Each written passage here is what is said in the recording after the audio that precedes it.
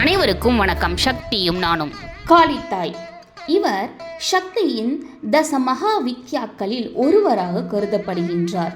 காளி தேவி காலத்திற்கும் மாறுதல்களுக்கும் தேவியாக கருதப்படுகின்றாள். காளி என்பதற்கு காலம், கருப்பு என்று பல பொருள்கள் உண்டு. ஈசனின் துணைவிதான் காளி. இவரே ஆதி பராசக்தி என்றும் கருதப்படுகின்றார். இவரை பற்றிய செய்திகள் அதர்வன வேதங்களிலும் தேவி மகாத்மியத்திலும் விரிவாக வழங்கப்பட்டுள்ளது.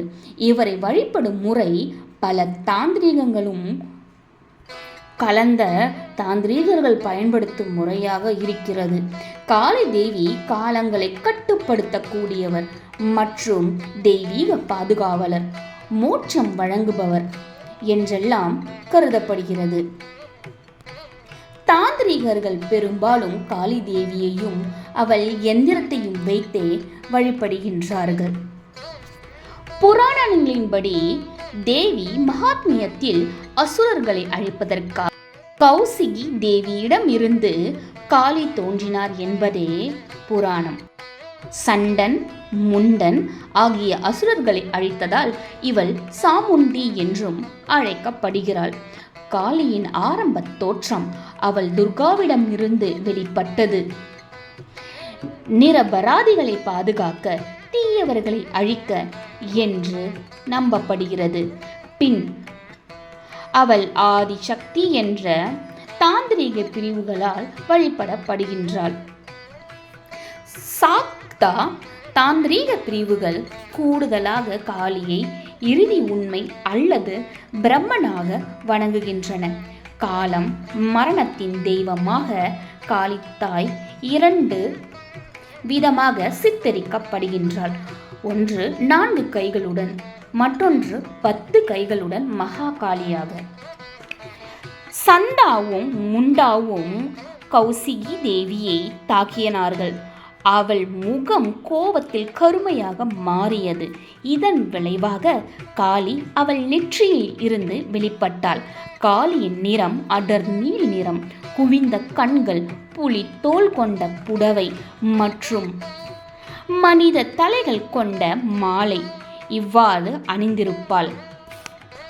சந்தாவும் முண்டாவும் தோற்கடிக்கப்பட்டதாலேயே காளித்தாய் சாமுண்டீஸ்வரி என்று அழைக்கப்பட்டாள் என்பதே நிதர்சனமான உண்மை.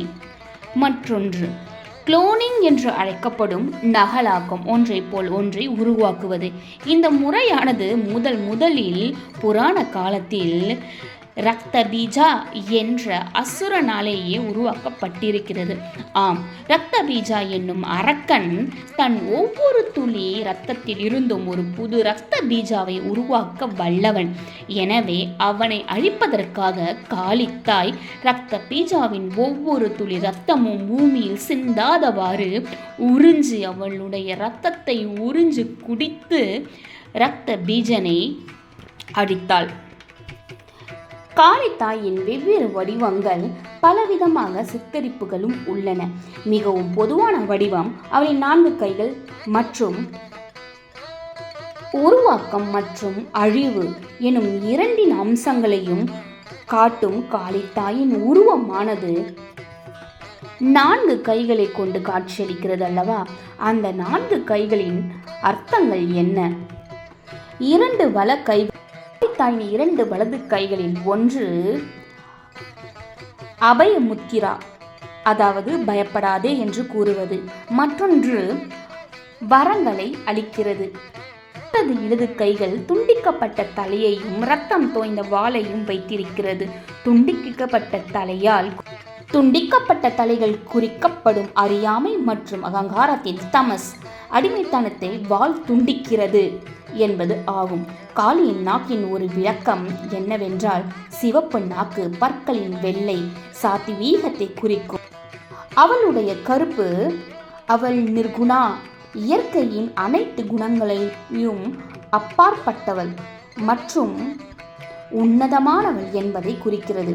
காளியின் துள்ளி குதிக்கும் நாக்கு அவள் கோபம் என விளக்குகிறது. தாயின் துள்ளி குதிக்கும் நாக்கு அவளின் கோபத்தை விளக்குகிறது. காளியின் நீட்டப்பட்ட நாக்கின் மிகவும் பரவலான விளக்கம் என்ன தெரியுமா? அவள் கணவனின் மார்பில் காலடி எடுத்து வைத்ததை திடீரென்று உணர்த்துவதில் அவளது சங்கடத்தை உள்ளடக்கியது. காளியின் இரட்டை காதணிகள் சிறிய கருக்கள். ஏனெனில் குழந்தை பண்புகளை கொண்ட பக்தர்களை காளிதாய் விரும்புகின்றாள். காளியின் நெற்றியானது முழு நிலவு போல ஒளிரும் மற்றும் நித்தியமாக அமுதத்தை அளிப்பதாக காணப்படுகிறது. காளி அடிக்கடி சிவனின் மார்பில் வலது காலை வைத்து நிற்பதாக காட்சியளிக்கிறாள் அல்லவா? அதற்கு காரணம் தெரியுமா? போர்க்களத்தில் காளியின் கட்டுப்பாட்டை மீறிய ஒரு அத்தியாயத்தை இது பிரதிபலிக்கிறது. முழு பிரபஞ்சத்தையும் அழிக்கவிருந்தாள். சிவன் அவளை சமாதானம் செய்து அமைதிப்படுத்த அவள் காலடியில் படுத்து சமாதானப்படுத்தினாராம். சிவன் சில சமயங்களில் முகத்தில் ஆனந்த புன்னகையுடன் காட்சியளிக்கின்றார். அவள் பொதுவாக 50 தலைகள் கொண்ட துண்டிக்கப்பட்ட தலைகள் கொண்ட மாலையுடன் காட்சியளிக்கின்றார் அல்லவா?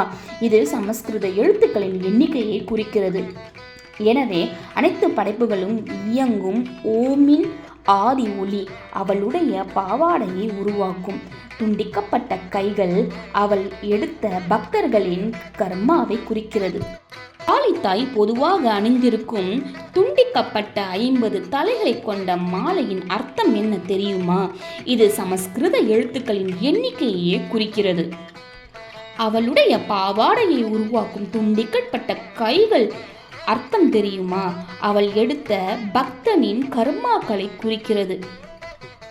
மொத்தத்தில் அனைத்து படைப்புகளும் இயங்கும் ஓமின் ஆதி ஒளிகளையே இந்த உலகமானது இயங்குகிறது என்பதை இது புலப்படுத்துகிறது. நன்றி.